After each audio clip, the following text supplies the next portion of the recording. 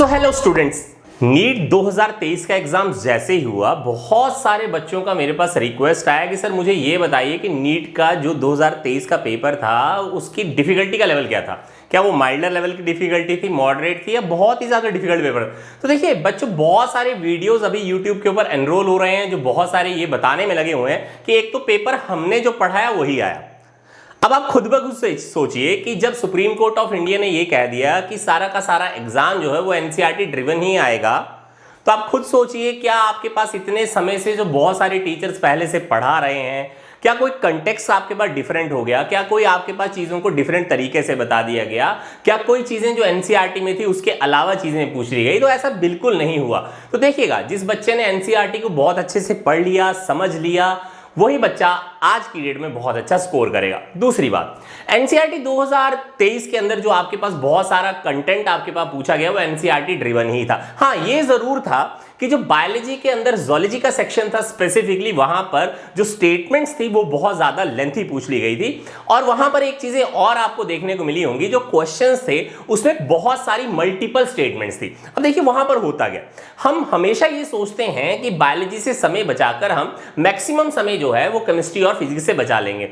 अब देखो होगा क्या, बायोलॉजी से समय बचाया तो हम फिजिक्स और केमिस्ट्री में डिवोट करना चाहते हैं। अब बायोलॉजी में अगर समय ही ज्यादा लग जाएगा तो हमारी कोशिश हमेशा सेकंड अटेम्प्ट पर क्या रहती है, हमारी ये समय अटेम्प्ट पर ये रहती है कि हम केमिस्ट्री को ज्यादा फोकस करेंगे और फिजिक्स को थोड़ा सा कम फोकस करेंगे। अब होगा क्या यहां पर, देखिए कि हम ये सोचकर चल रहे हैं एग्जाम देते हुए कि केमिस्ट्री जो वो ज्यादा आसान होगी, लेकिन नीट 2023 के अंदर ये देखने को मिला कि केमिस्ट्री थी तो आसान, लेकिन दिक्कत ये हो गई कि वहां पर भी जो स्टेटमेंट्स थी वो बहुत ज्यादा लेंथी थी, तो टाइम कंजम्पशन वहां पर भी ज्यादा हो गया और समय फिजिक्स के आपके पास क्वेश्चंस को अटेम्प्ट करने के लिए कम बच गया।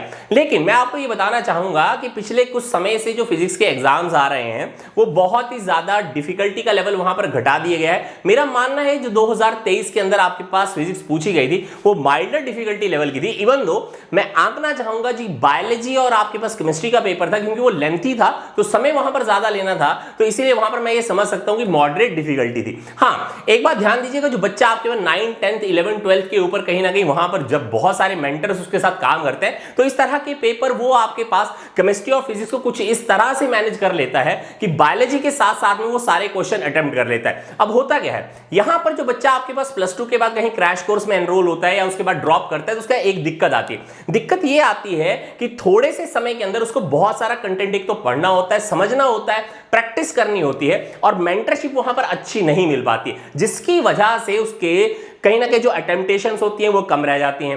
अटेम्प्टेशन कम होने पर उसमें बहुत सारे क्वेश्चंस ऐसे होंगे जो गलत हो जाएंगे, आंसर्स गलत हो जाएंगे, जिसकी वजह से उसका स्कोर उतना नहीं हो पाएगा कि वो आपके पास कहीं ना कहीं वो एमबीबीएस या बीडीएस या बीएमएस या बीएचएमएस में एडमिशन ले सके। तो डॉक्टर बनने का उसका सपना वहीं पर चकनाचूर हो जाता है। देखिएगा, जो बच्चे अभी +1, +2 या ड्रॉप करने की सोच रहे हैं, मैंने उसके लिए आपके पास एक मास्टर क्लास आपके पास डिजाइन की है जो एवरी संडे मैं आपके साथ लेता हूं और वहां पर ये बताने की कोशिश करता हूं कि उन बड़े बड़े इंस्टीट्यूट के अंदर ऐसी क्या चीज होती है, उन टॉपर बैचेस के अंदर जहां पर उसको वो चीजें बताई जाती हैं, वो किस तरह से बायोलॉजी में 360 स्कोर करेगा, किस तरह से वो फिजिक्स और केमिस्ट्री को मिलाकर 360 स्कोर करेगा ताकि वो 720/720 स्कोर करने के लिए बढ़ सके। अब ध्यान दीजिएगा, आपके साथ मैं उन बातों को शेयर करने वाला हूं और आपको यह भी बताने वाला हूं वहां पर कि आपको किस तरह से समय को मैनेज कर चलना है, किस तरह से बायोलॉजी को समय देना है, किस तरह फिजिक्स को समय देना है, किस तरह से केमिस्ट्री को समय देना है। हाँ, एक बात जरूर है कि एवरी टाइम जब नीट का एग्जाम होता है तो सबसे बड़ी जो साइकोलॉजिकल यहां पर एरर है वो ये है कि हम जब एग्जाम में बैठते हैं तो हमें यह लगना शुरू हो जाता है कि 365 दिन के अंदर जो हमने मेहनत की है उसका रिजल्टेंट 3 घंटे 20 मिनट के अंदर आपको मिलने वाला। देखिएगा, अगर एक धावक को अगर आप दौड़ते हुए देखें, जो आपके पास गोल्ड मेडलिस्ट होते हैं, सिल्वर मेडलिस्ट होते हैं, तो देखिएगा वो सालों मेहनत करते हैं। 13 से 14 सेकंड 9 सेकंड की दौड़ लगाने के लिए वो सालों मेहनत करते हैं और सेम लेवल की वो प्रिपरेशन करते हैं। और अगर सेम लेवल की वो प्रिपरेशन नहीं करेंगे तो अंतिम छोर कर आप पर जहां पर उसको एक्चुअली टेस्टिंग देनी होती है वहां पर वो फेल हो जाते हैं। अब यहां पर जब हम नीट की तैयारी करते हैं तो एक बात ध्यान देकर चलिएगा, अगर आपके मेंटर्स अच्छे नहीं हैं, आपका जो एजुकेशनल मटेरियल आपको प्रोवाइड किया जा रहा है वो अच्छा नहीं है, अगर आपके पास जो टीचर्स आपको सहयोग के अंदर दिए जाते हैं वो अच्छे ना हो, बायोलॉजी का टीचर अच्छा नहीं, फिजिक्स का टीचर अच्छा नहीं है, देखिए तीनों टीचर्स का बहुत अच्छा होना जरूरी, और इसके ऊपर एक बात होना और जरूरी होती है, हमारे सामने वो मॉडल होना जरूरी है जिसको हम देखकर चल सकें कि अगर हमें डॉक्टर बनना है, देखिए हमारे सामने डॉक्टर्स का होना जरूरी होगा। अगर हम इंजीनियर बनना चाहते हैं तो इंजीनियर्स को देखना भी, क्योंकि मेरा मानना है कि डॉक्टर से हमें यह सीखने को मिलता है कि वो किस तरह से बात करेगा, किस तरह चलता है, किस तरह से बोलता है, किस तरह से वो काम को मैनेज कर चलता है। सारी चीजों को मैनेज करते हुए भी वो आपके पास अपने कामों को पूरा अच्छे से कर पाता है। हमें वो चीजें अपनी दिनचर्या के अंदर ढालना जरूरी हो जाता है। देखिए मास्टर क्लास के अंदर ये मोटिव मेरा यही रहेगा कि आप वहां पर आए, ज्वाइन करें। मैं वहां पर आपको जरूर जितनी भी डिफिकल्टी आपके साथ होती है मैं उनके बारे में डिस्कशन करूंगा, उनके सॉल्यूशन आपको बताऊंगा। लेकिन एक बात ध्यान दीजिएगा, इस मास्टर क्लास के अंदर हमेशा मैं रिक्वेस्ट करता हूं कि अपने पेरेंट्स को साथ लेकर बैठना जरूरी होगा। देखिए क्यों? क्योंकि हमारे जो पेरेंट्स होते हैं ना, उनकी जो ओवर एक्सपेक्टेशंस हैं हम लोगों के साथ, हमेशा उनको ये लगता है कि हम पैसा लगा रहे हैं तो बच्चा जो है उसको रिजल्ट देना हम एक मजबूरी होनी चाहिए। देखिए ऐसा नहीं होता है। पेरेंट्स को हमेशा ये चीज समझना जरूरी है कि ओवर एक्सपेक्टेशन स्टूडेंट से अगर करने की कोशिश करेंगे तो रिजल्ट अच्छे नहीं आते हैं। हाँ, पेरेंट्स को यह सोचना जरूरी है कि हाँ मेरे बच्चे का हित क्या है और अहित क्या है, लेकिन जो ओवर प्रोटेक्शन भी एक अच्छी चीज नहीं होती, ओवर एक्सपेक्टेशन भी अच्छी चीज नहीं होती है। अब उस चीजों के बारे में मैं उनको समझाने की वहां कोशिश करूं। इसके अलावा मैं कुछ चीजें वहां पर और एक्स्ट्रा उनके साथ बात करूंगा, बच्चे के साथ भी बात करूंगा कि आप किस तरह से नीट 2024 या नीट 2025 की प्रिपरेशन करिए।